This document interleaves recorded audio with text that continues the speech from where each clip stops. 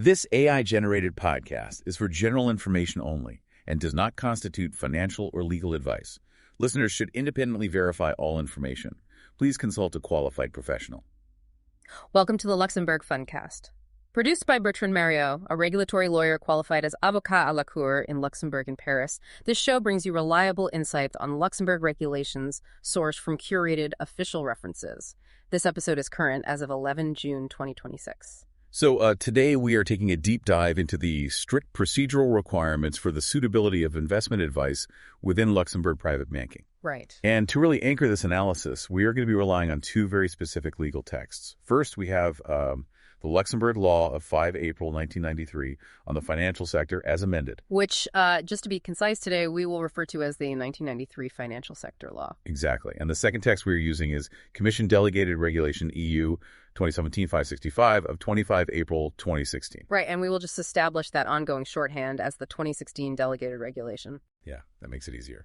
So before we get into the operational details, I think we need to establish the primary thesis of this deep dive, like the one absolute must-know rule that governs everything we are discussing today. Well, that primary thesis is very straightforward. Investment advice is strictly legally conditioned on sufficient client information. I mean, if a firm lacks this preliminary information, it is legally prevented from recommending investment services or financial instruments. Period. Yeah, exactly. No information, no advice. It sounds so simple, but, the operational mechanics behind it are actually quite rigorous. Oh, absolutely.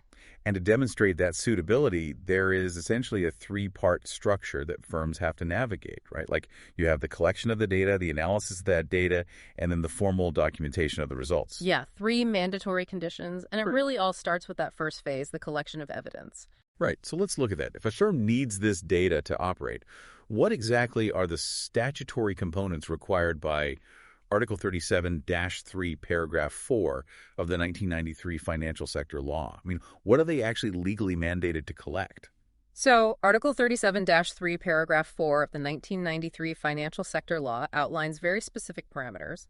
First, you have to assess the client's knowledge and experience in the investment field. So establishing their baseline financial literacy for this specific product? Exactly. But it goes beyond just experience. Following that, the firm must objectively evaluate the client's financial situation. And importantly, this evaluation must explicitly establish their capacity to bear losses. Wait, let me stop you there. Sure. Because capacity to bear losses feels like a very distinct operational parameter. It is. It's not just a simple summary of their net worth. Right. It's mathematically quantifying the financial threshold of whether they can actually afford to lose without compromising their standard of living. Precisely. And then adding to those 2 points, the collection process also has to secure the client's specific investment objectives along with their risk tolerance. Okay, so that's 4 data points. Knowledge, financial situation with loss capacity, objectives, and risk tolerance. Yeah. And we also have to factor in Article 54, Paragraph 2A of the 2016 Delegated Regulation, which mandates the inclusion of the client's sustainability preferences where relevant. Right, so that's the full set of parameters. But this brings up a procedural question. What happens if a client just, provides partial information? Like, what if they share their objectives but refuse to disclose their capacity to bear losses? Well, this is where we return directly to our primary thesis. Under Article 54, Paragraph 8 of the 2016 Delegated Regulation, failing to obtain this information entirely prevents the firm from recommending financial instruments. So they can't proceed at all? They cannot. It is an absolute statutory block. If the firm does not have the comprehensive set of information, the legal barrier to providing advice drops instantly. Wow. Okay, so there is zero operational flexibility there. None. And it is crucial to understand why. We are dealing with an EU regulation here. And because the 2016 Delegated Regulation is a regulation, it is binding in its entirety. It is directly applicable in all member states under Article 288 of the Treaty on the Functioning of the European Union or the TFEU. Ah, right. So the direct applicability under the TFEU means a firm in Luxembourg can't look for some sort of local exemption. Exactly. There are no national transposing workarounds. The prohibition in Article 54, Paragraph 8 applies the exact moment that client data is missing. Okay, that makes sense. So that covers the collection phase. Well, say you have the data. You have secured their loss capacity, their risk tolerance, and everything required under Article 37-3, Paragraph 4 of the 1993 Financial Sector Law. Right. But having a file full of client data doesn't automatically mean you are giving suitable advice. No, it doesn't. The firm has to actually logically map that data to specific financial products. So how do firms standardize this connecting process? How do you move from the profile to the recommendation without risking compliance nonconformity? Well, that transition is tightly governed by Article 54, Paragraph 2 of the 2016 Delegated Regulation. The advice provided has to correspond precisely to a set of distinct elements. First, it must align entirely with the documented client profile we just discussed. Okay. Second, the recommendation has to match the specific product features. And third, it must correspond to the associated costs and the risks. Let's talk about that third part, the cost, because a product could mathematically align with the client's risk tolerance, but the fee structure might be quite high. How does the regulation handle the actual financial implications of the transaction? It frames them strictly as standard operational parameters.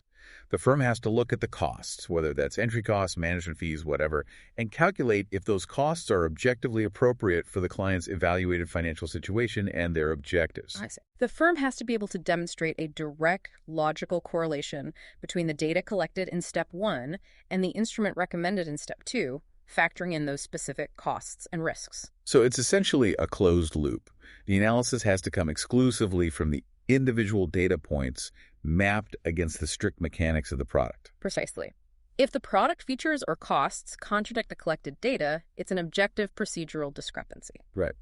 Which brings us to the final phase, right? The record keeping. Yes, the documentation. Because a firm could do the collection flawlessly. They could logically map the costs and risks perfectly under Article 54, Paragraph 2 of the 2016 Delegated Regulation. Right. But if they can't prove it to regulatory bodies, it's a massive, well, actually not massive, it's simply an unresolved operational gap. Exactly. Documentation is the foundation of compliance here. So what constitutes a legally sufficient evidentiary record, specifically for retail clients who have that higher level of regulatory protection under the European framework? For retail clients, the requirement is laid out explicitly in Article 54, Paragraph 12 of the 2016 Delegated Regulation. It mandates the generation of a formal suitability report. Okay, but how detailed does this report have to be? Could a firm just use, standard categorizations and boilerplate templates, like checking a box that says conservative client, conservative fund? No, absolutely not. Standard categorizations are entirely insufficient under this framework. Article 54, Paragraph 12 makes it very clear that the report cannot be generic. So what exactly needs to be in it? It has to explicitly outline the advice given, and crucially, it must explain the precise reasons why that recommendation is suitable for that specific client. I see. It has to articulate the logical bridge referencing back to the exact points collected under Article 37-3, Paragraph 4 of the 1993 Financial Sector Law. Right. So the report actually has to say, we are recommending this specific product because your stated capacity to bear losses is X, and the cost and risks of this product align with Y. That is the exact level of clinical documentation required. The suitability report is the definitive legal proof. Without it, you cannot legally demonstrate that you adhered to the strict suitability rules. Which perfectly circles us back to the core reality of this entire process. Yeah.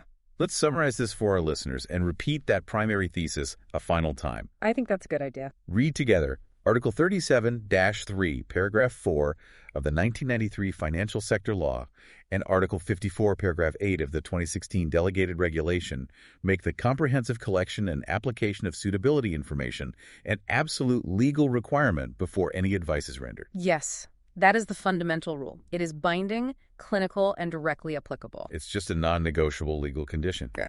So to wrap up this deep dive, we want to leave you with a final procedural thought to explore on your own.